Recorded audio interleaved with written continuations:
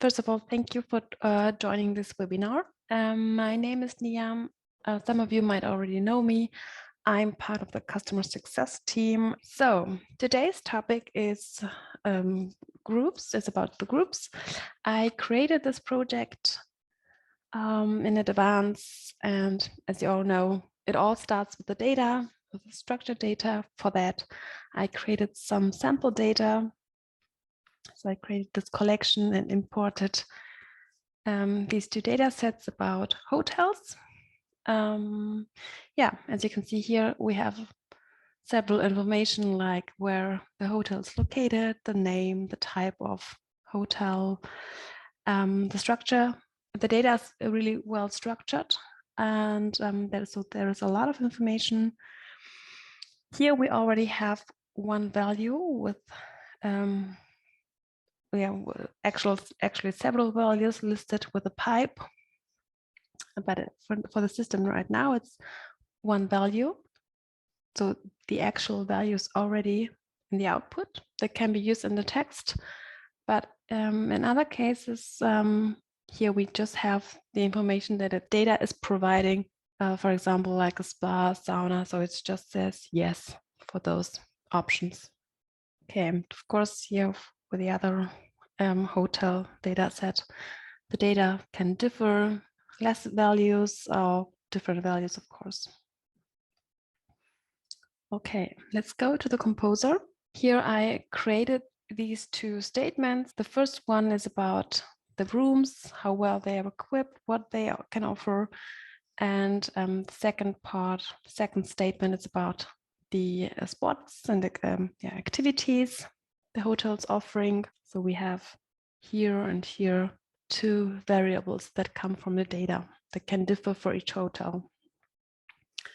On the left side here, you can see the variables that are suggested. So they are not in use yet, but they can be used. So the values here you can see here are all based on this test object. Okay. So the first statement is about the rooms, as I said. Let's search for the variable. It should be more. Okay, here. Yeah, okay. The system already suggests to use it as a group to split the values. So I can create a container for this X. So this should be replaced by the actual values in the data. And I can select this variable to be used in this container. So it has been selected, and it's also here on top. So it's not just suggested anymore, but it's actually in use. And the backend in the transform section, this has been created automatically when creating a variable.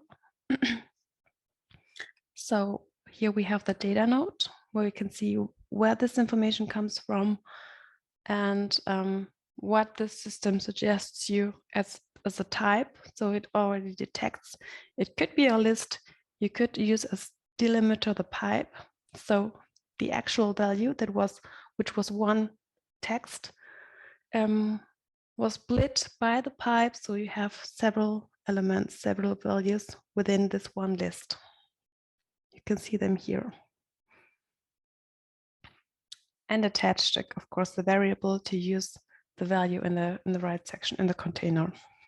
If you would like to make any modification to the data, so you can use it as it is now, or if you would like to replace some values or sort it, you can insert a mapping node in between. So anytime you want to make a modification, you want to transform your data, you need a mapping node. And there are also several functions that are created just to use for groups or lists. So let's do it with the sort function, for example.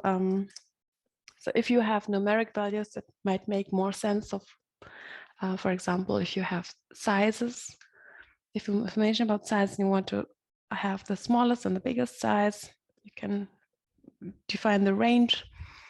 In this case, we have just text values. So it's sorting alphabetically. I think it's not that not really needed in this case, but I just want to show you the option that you can also apply a modification to the data.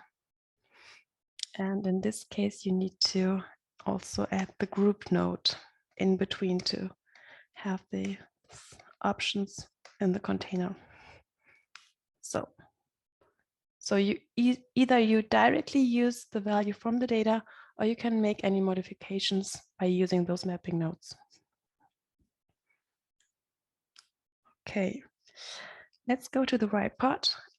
Here we have created the container, and on the right side, you can see the group container settings. So they are a little bit different than the usual variable phrase settings. So first of all, we have a method. So you can define what to output from the list or the group. We have all entries ordered if the order has a meaning, if you would like to keep it as it is. You can also randomize the order. Can be useful to increase the variance if they have no meaningful order. But you could also, if you have several values, you could also select to randomly select, for example, 3 of them. Okay, in this case, if we want to give all the information about the rooms, let's stick with all entries, but random order. Okay, and you can define the output format. So for now here we have inline, which is within a sentence you want to add a conjunction, for example. But if we want to create a bullet list, then you would need the unordered list. As you can see here, this is the output then. We have also the option of an ordered list. It might also make sense in some use cases. Let's stick to the unordered list. And so we just easily created bullets just by selecting the output format. We split the values in the data by the pipe. So it's important to have one delimiter in the data that can be always used to split it, the value. And then you have several bullets. Let's go to the next statement, which is about the sport activities. We have these examples. So this is here the part that should be a container. So it can be different from hotel to hotel. And it's just a few of them that they offer. So in this case, let's go to the analyze. We don't have the information all listed in one field as it was with the rooms. So we need to create a group by hand. Let's look for the sports part. Okay, so here we have all of them listed, but I will just only create a few of them just to show you. So let's start with the basketball. We create a data node for this one. Same for biking. We'll take darts and the gym. Okay, so let's go to the transform section to the nodes. So here we have these data nodes created. And here below you can see the previous or the preview for this data node depending on this test object. So this test object has only, it's offering biking and gym of the ones that we have selected. So as the output of the data nodes is only yes or it's empty, we need to add a phrase node to output the actual information.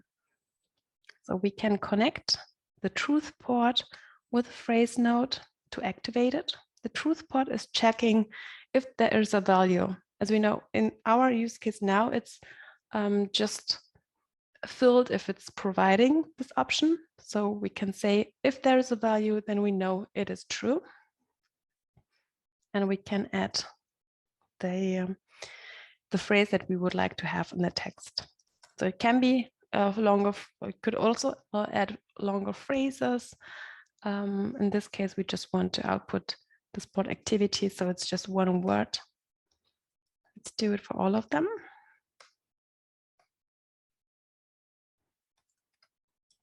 Basketball.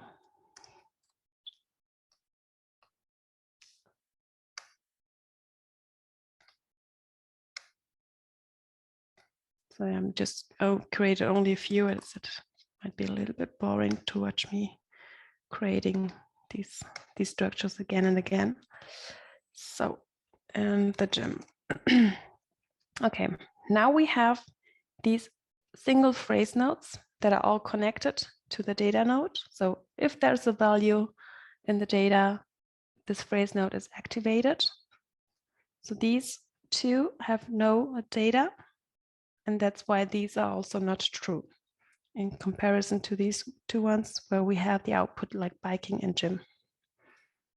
Okay, and all those phrase nodes will be collected now in a group node. So we can create a list by hand or a group. So all these are collected. And as always, we attach a variable to this one, to the group,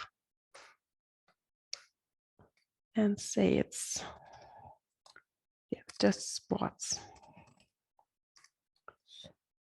Okay, let's go to the right now. And here we can again select the variable either this way or this way. Both ways are fine. And we can, in this case, we want the information within a sentence. We don't want to create a bullet list. So inline is fine. And we want to add a conjunction as well as, for example, it's free text. You can add here anything you want. Yeah, and for now we only have these two ones, but if you should have more that are true, you could also say I just output randomly 3 of them. If you have only 2, it will output those 2, but if you should have more, it will pick randomly 3. Okay, so this is the way the other option. So either you have already a list in the data, you can split it and directly use it in a text, or you can create by hand those groups and defining a logic when this information should appear in the text. You can also count or add conditions to the group node. In this case, counting would, for example, make sense. So we have in the sentence that the hotel offers a variety of sports and activities. So it should be at least more than one. So you can connect a condition to the group node and count if the number of the elements that are true are, for example, greater than 1, or if you would like to specify it more, or if you want to be more strict, greater than 3. And you can also see here the preview. So for 3, it's not true with this hotel. If it's greater than 1, it's true. So you can also define a condition depending on the elements of the list.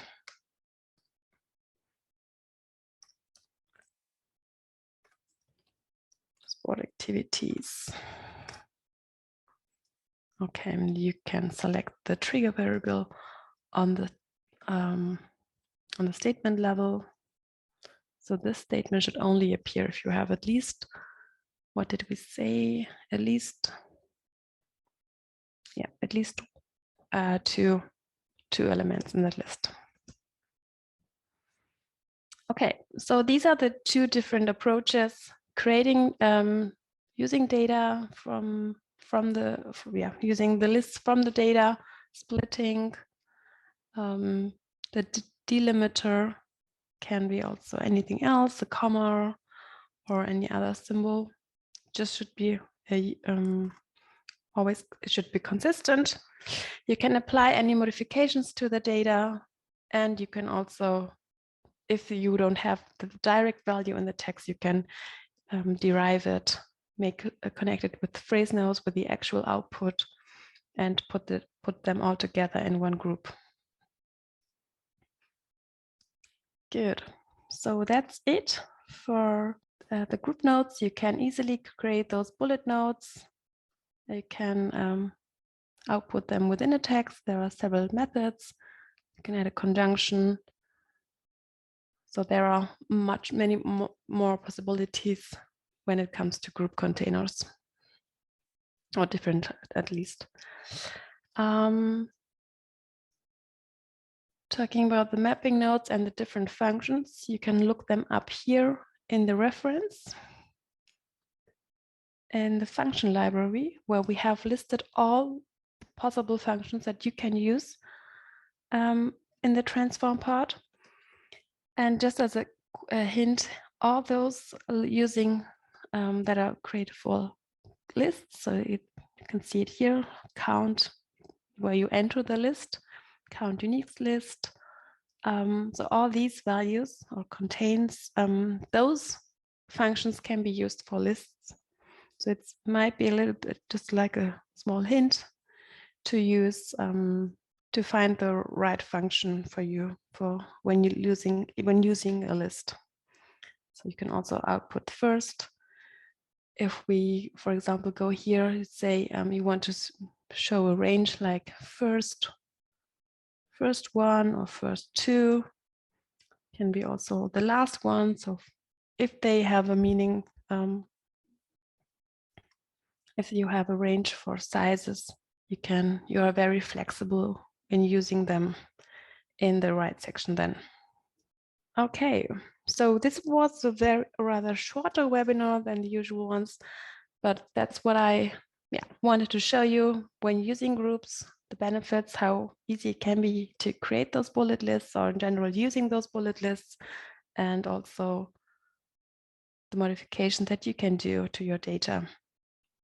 Okay, good. So if there are no questions, that's it for me today. Thank you very much for taking your time and watching this webinar. If you should have any questions, please let us know. And yeah, have a nice day. Thank you.